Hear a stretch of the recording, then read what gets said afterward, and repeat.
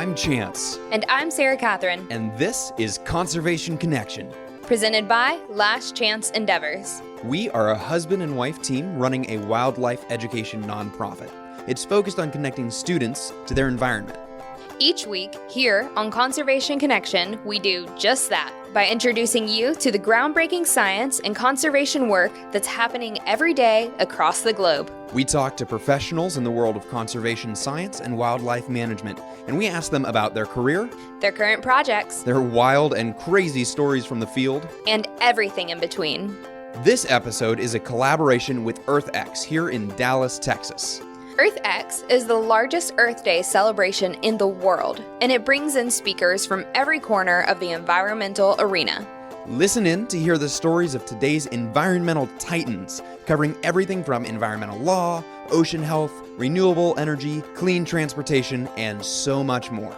Let's get to the show. Alrighty guys, we have a great interview for you today. We are sitting here with Guyan Brenna and Zoë Ward. Why don't you guys tell us the organization that you guys are with? I'm with Reef Life Foundation and Restoration. And I'm with Reef Life Foundation. And what's the difference between Reef Life Foundation and Reef Life Restoration? Like, what do you guys do? So Reef Life Restoration is all about the materials, and it's all about the design, and it's all about the way we're manufacturing all of these larger scale, infrastructure level artificial reefs. Okay, cool. And the foundation? And the foundation is more on implementing that within our oceans and outreach to people. So myself, I work as a marine biologist advisor, and I'll advise on all the impacts that the reef restoration has on the surrounding environment, positive and negative, and how we can mitigate the negative impacts. And we'll also go out and talk to people. We want to be the first line out there planting the coral and making sure that we're making an impact within the areas that we're supporting. Okay, awesome. And how did y'all, first tell us how Reef Life Restoration started. How did you get into this? So the previous company that my parents had was Milestone. We did architectural ornamentation, and we've been working out how to make the best materials for a range of cementitious products, that's just cement. It's just a fancy name of saying it. So we've been really looking at how to make the best materials, whether it's on the building, in the water. How do we make it so that we're not affecting the local environment? So you guys are building materials, right? That are cementitious, which, with cement. Is it like you're trying to make cement products for use in the marine environment that doesn't hurt the marine environment, and you're also making products that help coral reef? So specifically, our products are not leaching. We're not making the ocean more basic in the local environment. So normal cement leaches, and it's toxic, and it'll give the fish that are resting on it gill burn and burn their scales off. Wow. So basically, if you used the kind of concrete, like if I were to pour a driveway at my house, if I were to, say, build a dock and use that same type of concrete to lay the foundation underwater, you're telling me that that concrete is going to release chemicals that make the water right around the concrete really bad for fish. Is that right? That is absolutely correct. It's going to have gill burn. It's going to burn their scales right off the fish. And it will do this for years. It can take all the way up to 10 years for all of that to leach out of the cement. And ours doesn't have that problem. And we have fish resting on ours within a few weeks. So the time scale, if you're going to do large artificial reefs, you need to be able to implement it and have it be compatible with the environment immediately. And that's really what our solution is bringing for these larger scale things. So with these artificial reefs, how are you putting these in place? Kind of what do they look like when they get put in the water? How do you figure out where to put them? I have so many questions. So in terms of figuring out where we need to put them, we're trying to look at places that have high impact on their reefs. So right now they're specifically in the Caribbean, in St. Martin, and we've seen some really amazing results from them being put there. And we're open to other places. Guyan's come up with some really great designs that are beautiful. Not only are they beneficial for the environment, but they're really cool to dive around and snorkel around, and are really inspirational for people to get involved and kind of want to protect the ocean themselves. So they'd be great to be implemented around areas of tourism as well.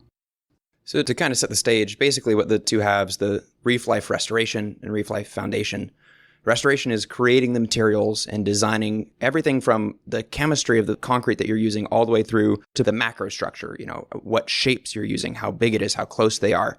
And the foundation is figuring out where to put that and how to implement that so that it rebuilds the world's coral reefs in a way that is sustainable and, solving one of the major crises we have in the oceans right now. That's a major ecosystem that is under huge attack. Exactly. Yeah. And we are looking for larger investors who can provide us with the funding to make really large scale impact in the ocean. But we also are selling bracelets so that everyone can make a personal impact as well. And each bracelet that we sell goes towards planting one coral on the restored reef. So for this initiative in particular, we're trying to do 300 coral planted, and then we'll go down to the Caribbean, and myself and 2 other women within the company are going to be planting those coral down there and kind of working hands-on, which we're really excited about doing. That's awesome. Well, we volunteer to go with you. We're both divers, Yeah. so if you need help, we'll tag along. Where can people go to buy one of these bracelets or to find out more about Reef Life Foundation? reeflifefoundation.org. Awesome. Simple as Easy that. enough. Yeah. Cool. So let's get into y'all's backgrounds and how you got into this. So y'all are about our age. We're all mid-20s. So are you still in school? Have you graduated? I'm still in school. Okay. I go to school for architecture. I am really passionate about the whole design of everything, whether it be, ductwork all the way down to floor trim. It's always been my passion to see how all of these different systems are fitting together. And that's, I think, one of the reasons why the ocean is so interesting. It's so unstudied. There's so little that we understand about how all of these systems are interacting and how we are able to directly affect them with a structure and see how every single little piece is being positive. How is it being negative? How's it all fitting together? Yeah. I think it's really cool that you're taking something that is traditionally not a super environmental field. Not that architecture is bad for the environment, but It's pretty awful. it depends how you do it, I would guess. But Yes. You're making a change. You're making a change. And I think Yes. it's really cool that you're taking that passion of designing things and seeing how systems work together and leveraging it so that it's solving environmental issues. You're taking that passion for design that you've got and you figured out a way to say, hey, if I look at how to design reefs, we can make a better ocean for tomorrow. I think that's really cool. And I'm glad that we're getting to highlight that. And then Zoe, why don't you tell us about your background? So I'm graduated. I graduated 3 years ago. And since then, I've been doing a lot of diving, working for various conservation companies in tropical waters, as well as doing conservation education back home in Canada, where I'm from. I'm based out of Vancouver. And I met Reef Life Foundation, Guyan and Melody Brenna, when I was in Mexico, actually, working on some environmental consulting down there for architecture that's not so great for the environment, trying to make it a little bit better. And they were at a coral conference or gathering down there, and I just love the project. I think it has immense opportunity, and it has the potential to make a huge positive impact in our oceans with everything that our coral reefs are going through right now. And I just had to be involved in whatever way I could. So I'm relatively new to the company, but really excited to see where it goes. There's definitely something to be said for seeing something that, to use a modern phrase, that sparks joy, that is something that really interests you and saying, I got to be a part of that. And whatever it takes to be a part of that, taking that leap. And I'm glad that's worked out for you. So how big is the company now? We're about 12, somewhere around 12. There's about 5 on the foundation side and more on the restoration side. So it's a team that we're mostly volunteers, so it does fluctuate. And is it 2 separate legal entities? Is one like an LLC and the other a nonprofit, or? Yes, the foundation is a nonprofit. Okay, cool. So when I was looking at y'all's website, kind of reading up on you guys, I noticed that y'all have kind of a variety of artificial reefs that you've designed. So you have basically ideas for what kind of looks like underwater cities almost that you could like dive through. And then I also saw moorings for boats to tie up to so they wouldn't cause damage to an actual reef. How do you get these ideas, and are any of them in place? Currently implemented, we have a mooring surround. The other things we're doing, they're concepts. So much of ocean infrastructure hasn't even been dreamed up, and so many people need a picture just to visualize what could be and then build off of that. So they are concepts, but they're also a way of us communicating this is what the work we'd like to do, is this larger infrastructure. Gotcha. And so this infrastructure that you put down there, they're these artificial reefs. So do you basically put it down there, it's this concrete structure, and then how long does it take for that whole reef system to kind of start and flourish? Algae starts growing on there in the first few weeks. Okay. So it starts integrating with the local environment really quickly. And then we're developing a way that you can go up on a land coral lab, be able to grow coral at 50 times the speed of regular coral, and then be able to take a little planting on one of these discs and be able to go down, place it on our structure, and have it all just integrated and click together. So there's not going to be all of these issues of epoxy and the different toxic chemicals that are currently used to plant coral on stone. So we're trying to avoid that and come up with a different system. So we're sitting here in a conference room at EarthX Dallas right now, and out in front of us on the table it looks like you gathered some rocks up from outside and brought them in. And I know that there's a lot of science and a lot of work that has gone on into this stuff. So for those of you who are listening to this episode, check out the show notes. We're going to have a link to a video where you can actually see what we're about to be talking about. But they've brought along with them some samples of the materials that they're using to help grow coral reefs out in the oceans. So let's kind of talk about what's sitting in front of us here. So we have the microfragmentation disc and the oceanite block. And this science that Guyan's developed is part of the reason why I was so excited about this project. The rate which we can get coral to grow and recruitment from the coralline algae, or the sticky algae that really attracts coral recruitment and coral settlement, is unlike anything we've ever seen before. So coralline algae, is it coral or is it algae? It's algae, but it's this algae that coral recruitment and coral larvae really favor. So in order for coral to find a resting place once they spawn and settle down, they're really looking for a very specific substrate, and that's a hard rocky substrate where this algae has grown. It's almost like a little Velcro that they're attracted to and stick down to. So we want to create an environment which is as comfortable as possible for these coral to go and sit on and start to grow.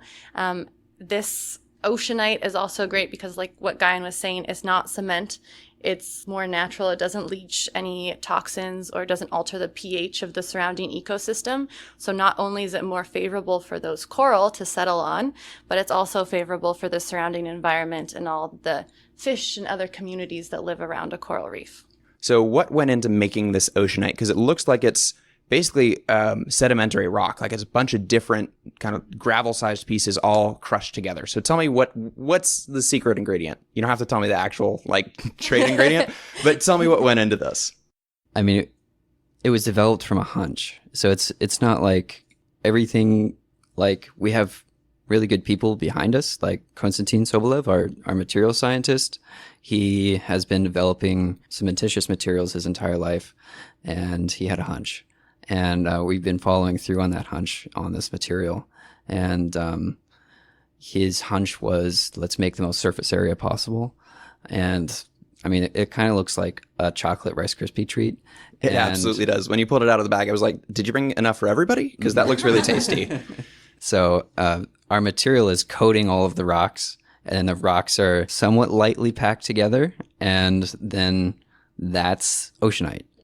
I think that's really interesting coming into the project at a later stage, that it was just a hunch that you guys came up with. And the more you started looking into it and bringing it to people, other people in the community really realized how special this was and how big of an impact it can play. So you've partnered with Sea Legacy, and they work with Lonely Whale, and we're starting to really see this all grow from just a small hunch that one person had, which is pretty incredible. I was going to say this has to be a multi-organization thing, because having that integration from developing the materials, manufacturing the materials, designing it, and implementing it, putting it in place, who are some of the partners that you guys have worked with for this project?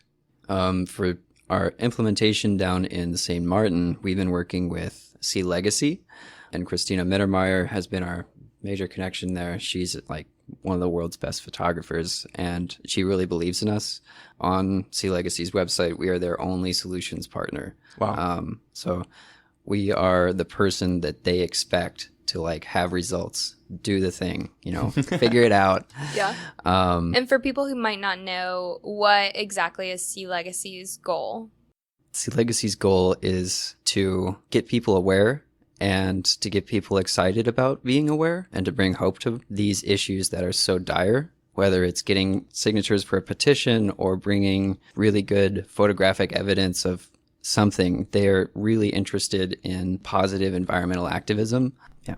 Cool. We've got the oceanite sitting on the table in front of us, but there's also a much more, if the oceanite is this kind of like gravelly, lots of surface area substance, we've got this much more refined looking, sort of clay looking device. Can you tell me what that is and what it's used for? So this is a microfragmentation disc, and it's used to plant the coral and have it grow so that we can put it on top of the oceanite so that those coral can start to recruit into a really favorable area. And it's really interesting. We've been able to, through microfragmentation, create coral regeneration that's faster than we've ever seen before. So what is microfragmentation? So it's breaking up one coral, into smaller fragments and allowing it to grow faster. It's kind of like skin, whereas our skin grows really slow on a day-to-day basis. But if you get cut or injured, you'll start to see really rapid growth and your skin will heal over actually quite fast. So coral is the same way. If we cut it up, once you cut that into pieces, it wants to grow faster. And the growth is about 25 to 50 times faster than normal coral growth would be out in the oceans. Wow. Is there a specific group of corals that you're working with? I know that one of the big issues, like in the 90s, was Acropora. So you've got like staghorn and elkhorn corals that are a major reef builder. They sort of create these really complex macro structures for fish to hide in and under. And there was a huge die-off of them in the last couple of decades. Is there any major groups of coral that you guys are working with, or is it just kind of a let's work with everything and see what works best? We are in contact to study that exact thing, but I'm not on that side of it, unfortunately. So this oceanite and the structures that Gaian's designing, though, are really interesting, whereas they're going to be able to implement many different species of coral. So the structures have a bunch of little hiding holes for shade-loving corals, and then on top of them, we can have the sun-loving corals. Not only will we try and implement the reef builders or the structural corals, but have great biodiversity as well. It'll be really amazing to go diving or snorkeling around because you'll just see so much diversity, and it'll be really beautiful to be around as well. I mean, you're building almost an entire half of an ecosystem, because if an ecosystem is all of the living things and all of the not living things, all the biotic and abiotic factors, you're creating this structure that is, obviously you're not creating the ocean water or any of those factors, but you're creating a single series of structures that has so many places for lots of different niches, lots of, like you said, the shade-loving corals, the ones that are not your macro builders. You've got this really incredibly complex design that is basically a VIP lounge for all different sorts of coral to give them their best shot at growing out back into the ocean. Exactly. And it'll take some of the stress away from the natural reefs as well. So we'll see some of the fish start to come and settle to the artificial reefs that we've set up. And hopefully we'll start to see some of the impacts to our natural reefs being mitigated as well. So reefs are incredibly important, not only to our marine ecosystem, but also the socioeconomics of coastal communities as well. And we'd really like to see in a large scale what we can do. So the long-term goal is to plant 1 square mile of oceanite and see what we can do with the structures that Gaian is building. See what happens with that. Cool. Yeah, exactly. Right now, coral supports about 25% of all marine species out there, and it only covers under 1% of the sea floor. So it's incredibly biodiverse, and we want to try and get all this biodiversity out there in the artificial reefs as well. We want to make sure that it's mimicking exactly what a natural reef would do. And it also provides goods and services to about 800 million people worldwide. So if we can try and do anything to support the natural reefs out there that are supporting so many people around the world, then we want to try and make a large scale impact for sure. And can you give me just a short recap? Why is biodiversity in the reef important? Why, why is it important that you've got lots of different types of corals rather than just saying this one grows really fast, let's grow as much of this as we can? So the surrounding community is really diverse as well. All those different fish that we see when we're scuba diving or snorkeling, they all rely on different types of coral, and each coral plays a really specific role to the ecosystem, and it all works together in this really complex web. And as soon as you lose one aspect of it, then you start to lose the rest as well. It's quite complicated, but everything works together, just as we see throughout the rest of nature as well. And it also makes it more resilient, right? Like if you've got 15 different types of coral, if one of them gets sick and has a rough couple of years, the rest can sort of pick up the slack. But if you've only got one type and you've got a disease that wipes out 80% of that coral, you've just lost 80% of your reef. So I think it's really cool that you're sort of like bomb-proofing it by making sure that it's diverse so that it gives it the best chance possible. Yeah. To a certain extent, other corals can come and step in as well. And I know that there's some really interesting research out there being done on a super coral or something that will withstand the climate change and increasing pressures that we've seen. So a place where that super coral can survive is also important. Right. And using microfragmentation, you could grow that super coral at 50 times the speed and be able to plant it on an artificial reef. It doesn't have to be ours. So that it can be in the environment and then releasing its kids, and then you have bunches of little super corals everywhere. So, yeah. I love that. And the artificial reef can be placed anywhere, which is really unique and interesting as well. A lot of the environments where our natural reefs are no longer fit for natural reefs to grow. However, with sea surface temperature rising and changes in the ocean climate, we can put artificial reefs in areas that are going to be good for reefs to survive. Yeah. So we can kickstart this growth in future areas that will potentially be favorable for reefs that weren't before, because some of the areas that historically have been favorable aren't going to be moving forward. And what are some of the businesses and industries that this should matter to? Why is it important to them? Oh my goodness. It matters to everybody on varying levels. Directly, how many people was it? 800 million people rely on goods and services from the coral reefs. What kinds of goods and services are we talking here? Well, there's many goods. They fishing directly around the reefs. Reefs support a lot of fish, and a lot of local communities or shoreline communities fish and use that as subsistence and food. But also it has shoreline protection, so you're protecting a lot of the tourism industry around the coasts, and they provide a lot of the revenue for not only our country like America or Canada, where I come from, but third world countries that are really looking for that revenue from tourism and ecotourism. So directly and indirectly, we can get a lot of our food and subsistence for the reef, but we also get a lot of shoreline protection from them as well. They also create a lot of oxygen within our oceans that then leaves and goes to the rest of the planet. So if you are a fan of breathing, you should be a fan of the reefs. I've been a fan of breathing for pretty much my whole life. Yeah. Yeah.